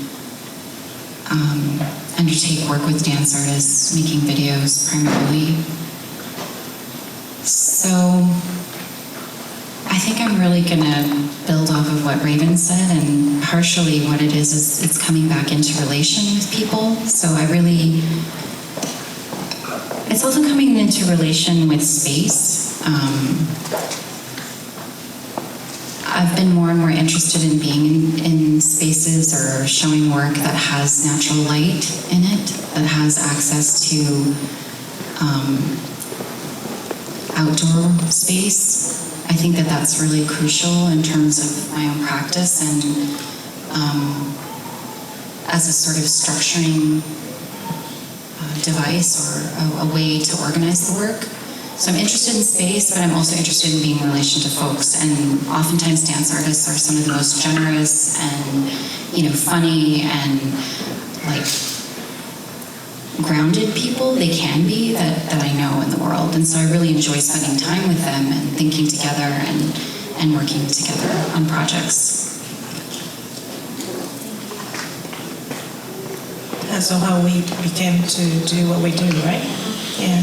So, as I just mentioned in my presentation, that I started questioning about tradition and what's the contemporary indigenous art, in this case Ainu art, and I just went for what I love most, which was dancing. And even though I'm a scholar, I continued dancing, and then I wanted to create something that close to my heart. And I was invited to the exhibition to perform Ainu dance. And one of my dance film was displayed as well, and that was in 2021. So that was the beginning of my relationship to the museum people and museum in Germany. And then I started to explore the opportunity and taking this challenge of what's authenticity means to me and what's indigeneity means to me. So I started creating different performances, like short, including short film, and now working on animation with another illustrator from Vancouver, Canada. I'm creating an exhibition, Ainu exhibition art, in a collaboration with University of Michigan Museum Art. It's going to be happening in 2026, focusing on Ainu women only. So we selected 7 female artists because, in my perspective, a lot of the exhibition were focusing on the sculpture and the things that are made by men, and beautiful kimono, beautiful small things that we put lots of times on, and lots of stories actually are embedded in the process, right? But those processes has never been told, so the viewer never get to see and understand how it was made, what kind of story and journey that the artist has been taking. So this is something that I want to bring into the exhibition. And so that's, and besides that, I also dance with the object. When I visit museum, looking at Ainu collection, it's like meeting my relatives, because the object itself has so much story in the past 150 years or so. And how can I reconnect to the object? How can I bring the story of the object to living object? So that's my practice that I'm doing at the moment. Thank you. I just wanted to ask you a question. My name is Michelle, and I wanted to first respond to something that Raven had said of this imagery of coming through the side door of a house, not wanting to be in the house, of finding ways to come in and escape, and the power of that imagery, and how it reminds me of Audre Lorde's "The Master's Tools will never dismantle the Master's house," within that dialogue of refusal and deciding not to use the Master's tools.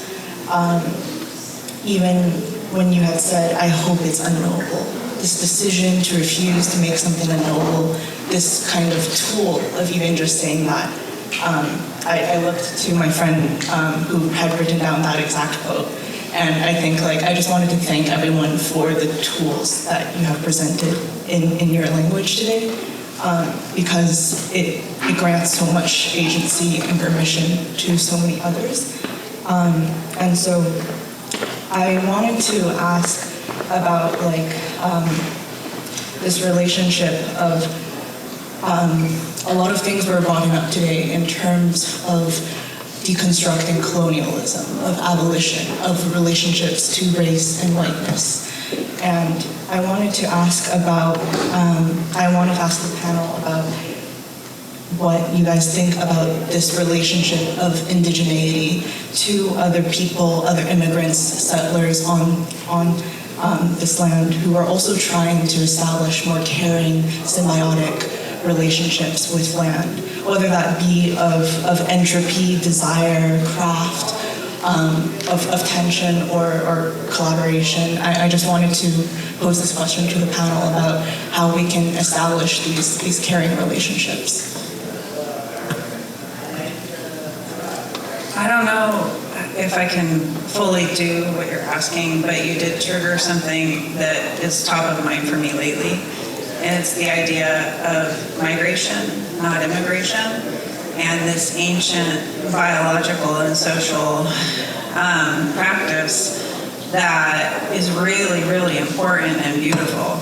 And it's, through migration, you are not wiping out resources, and you're also enriching new places, right? So in the olden days, we would always welcome people to come in, and because you get healthier babies, your technologies become enriched, it's political and social power and joy to welcome, hospitality, those concepts that are about manners, but they're also hugely political and joyous, versus how America has handled this idea and turned it into another class and torture device, right? So depending on your class, when you come into this country, you either experience ease or total terror, right? And so I'm really interested in this Indigenous lifeway, right? That we welcome, and we know it's an honor when people come to visit. So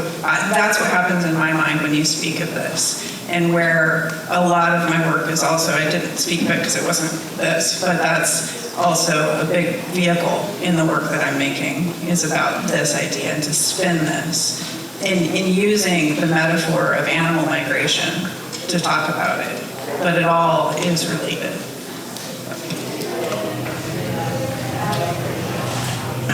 So,